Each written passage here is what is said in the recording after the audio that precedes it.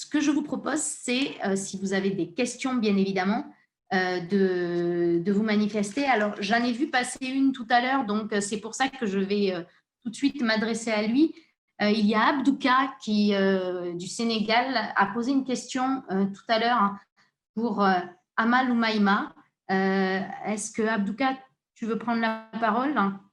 J'ai noté la question, mais ce serait peut-être bien que tu interviennes en direct. Ok, merci beaucoup, Madame Pardo. Je voulais De d'abord rien.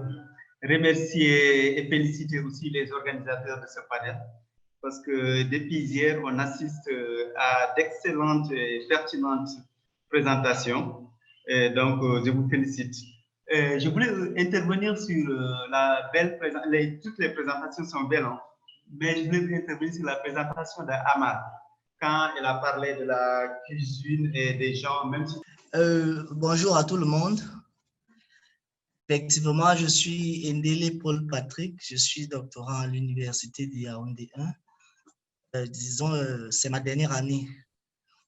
Donc, je vais faire une présentation sur le thème la chaîne des valeurs des produits forestiers non linéaires, configuration des rapports de genre dans le circuit de distribution dans la ville de Yaoundé.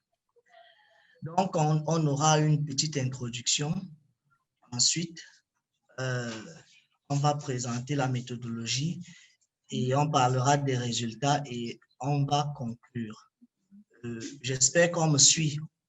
Si, malheureusement, je vois que je ne peux pas partager mon écran pour que je puisse présenter le PowerPoint.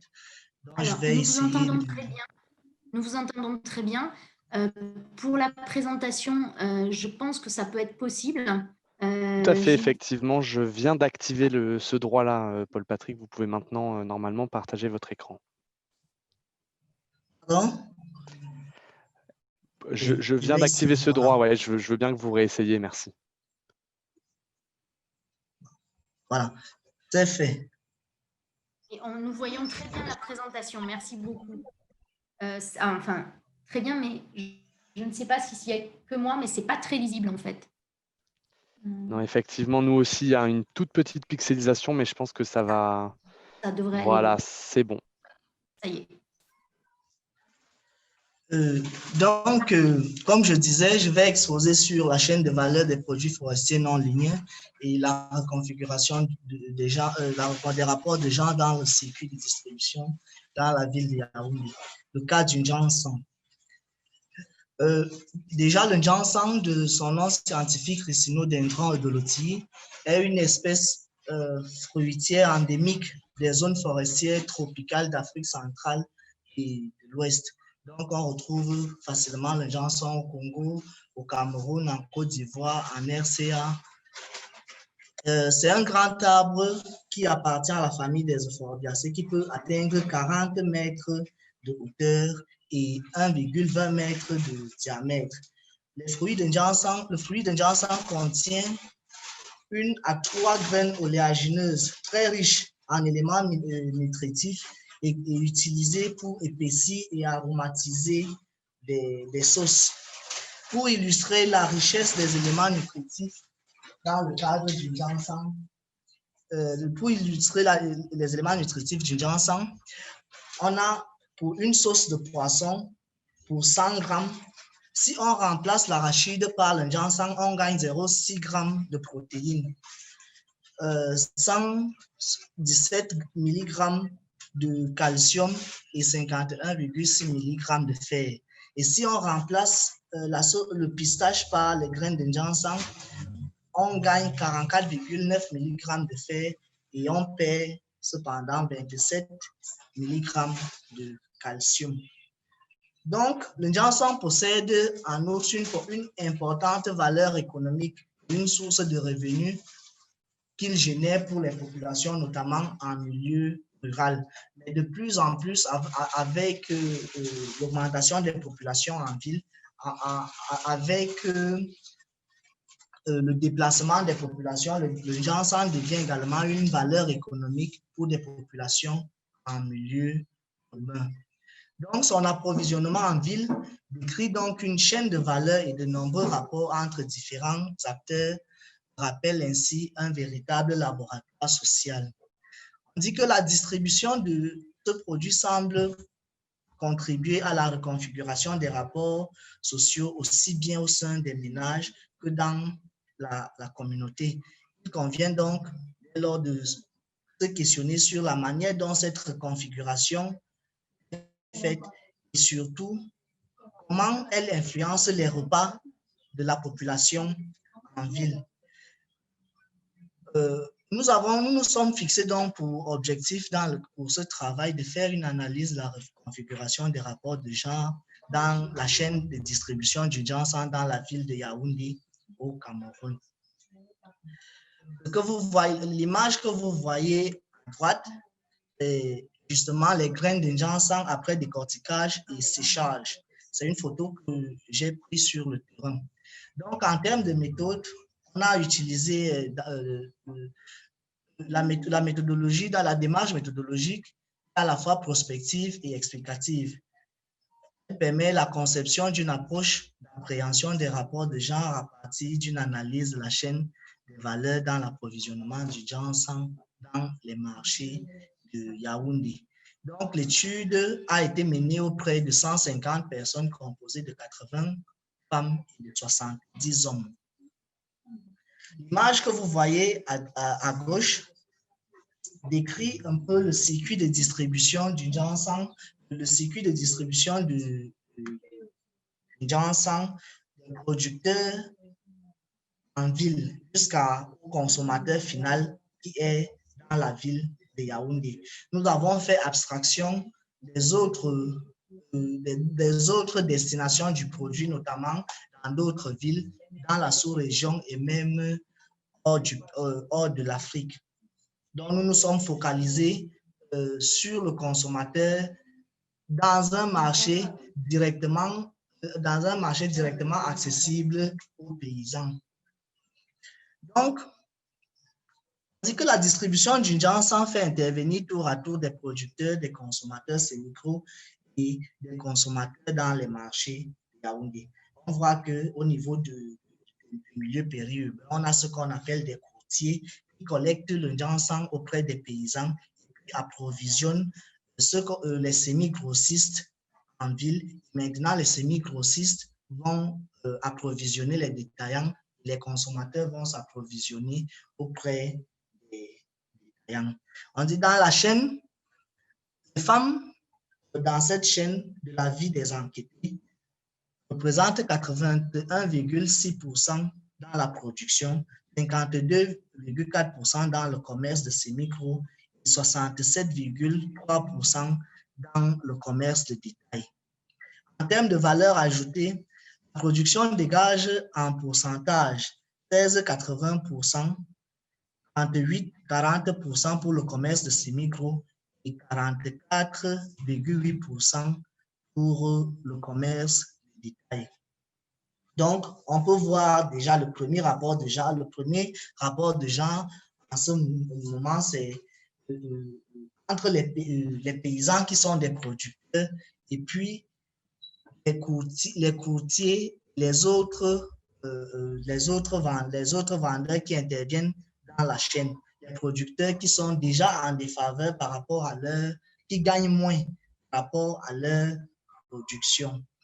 On dit que la contribution des valeurs ajoutées générées par des femmes respectivement de 85,3% au niveau de la production, de 51,6% au niveau du commerce semi-micro et de 78,40% au niveau du commerce en détail. Ça veut dire que les femmes génèrent beaucoup plus en termes de valeur ajoutée que les hommes. Au regard de ces résultats, on peut dire que le circuit de distribution tel que décrit semble accorder des rôles prépondérants à la femme par rapport à l'homme dans la mise à disposition du condiment auprès des ménages qui s'en servent pour les repas dans la ville. La participation de la femme à l'économie des ménages s'est accrue avec l'avancée du contexte d'ouverture à la mondialité d'une part. D'autre part, le rôle prépondérant des femmes dans le circuit de distribution serait la conséquence de l'accroissement des marchés du fait de l'augmentation de la population vivant en ville et le besoin accru de celle-ci de s'alimenter. On dit que selon des personnes enquêtées, ce rôle de la femme aurait évolué de la sphère de domestique à la distribution de produits alimentaires. Donc, au départ, on avait des femmes qui étaient reléguées au simple rôle de consommatrice. Ça veut dire qu'elles attendaient le produit dans le marché auprès des détaillants. Mais aujourd'hui, c'est la femme qui va auprès du producteur, elle est courtière, elle est semi-grossiste, et ensuite elle est détaillante et elle est consommatrice. Donc, elle intervient à tous les niveaux avec des proportions très élevées en termes de valeur absolue. Donc, et une observation similaire a été faite par Albert en 1993. Autre résultat, d'autres thèmes, au-delà du rôle de ménagère dont on la reconnaît comme on venait de le souligner, la femme, à travers la distribution des produits forestiers non ligneux, illustrés ici par le Jansan, influence désormais l'économie du ménage et aussi la mise en disponibilité des éléments nutritionnels dans les repas des populations vivant dans la ville du Cameroun. Chose qui est conforme au caractère dynamique des rapports de genre énoncés par Delfreux en 2001. La sollicitation du Jansan dans les repas en ville a ainsi restauré l'équité dans les rapports de genre au sein des ménages, ainsi à travers les valeurs ajoutées qui se dégagent des différents maillons tout au long de la chaîne de distribution, comme nous l'avons vu. Enfin, la participation très active de la femme dans l'amélioration de la qualité du repas vient bousculer les lignes de l'idéologie patriarcale. Sur le pont. De l'idéologie patriarcale. Virgule, Pardon? ils ont dit bonjour. Pardon? Vous pouvez y aller, on avait juste une petite interférence, excusez-nous. Ok. Enfin, la participation très active de la femme dans l'amélioration de la qualité des repas vient bousculer les lignes de l'idéologie patriarcale, qui a réduit le rôle de la femme à celui de la ménagère. Les valeurs ajoutées à tous les niveaux de la distribution présentées ici mettent en lumière la contribution qui a toujours été celle de la femme dans les sociétés à base communautaire. Donc, ça veut dire des sociétés matriarcales. De ce fait, la reconfiguration des rapports de genre, dans ce cas, se présente comme une évolution d'une idéologie patriarcale à celle matriarcale communautaire. Un recours à la manière de vivre des communautés qu'on a appelé l'universalisme avait gouverné le mode d'être des communautés matriarcales en Afrique originelle. En termes de conclusion, on dit que la mise à disponibilité d'un ingrédient de première nécessité pour le repas des populations dans la ville de Yaoundé décrit une égale contribution des femmes par rapport aux hommes. La mise à disponibilité d'un ingrédient pour la population des repas en ville devient un indicateur d'inégalité. Dans ce cas, est favorable à la femme. En penchant du côté de la femme, cet indicateur participe à la reconfiguration des rapports sociaux qui jusque-là ont toujours été favorables à l'homme. Ainsi, la présente analyse montre que la chaîne de distribution des produits forestiers non lignés à usage culinaire, illustrée ici par le Jansan, peut être à la fois le lieu de la renégociation des composantes sociales constitutives de l'identité et de la reconfiguration des rapports de genre. Nous n'avions que 10 minutes, donc je vais m'arrêter là et merci pour m'avoir écouté. Merci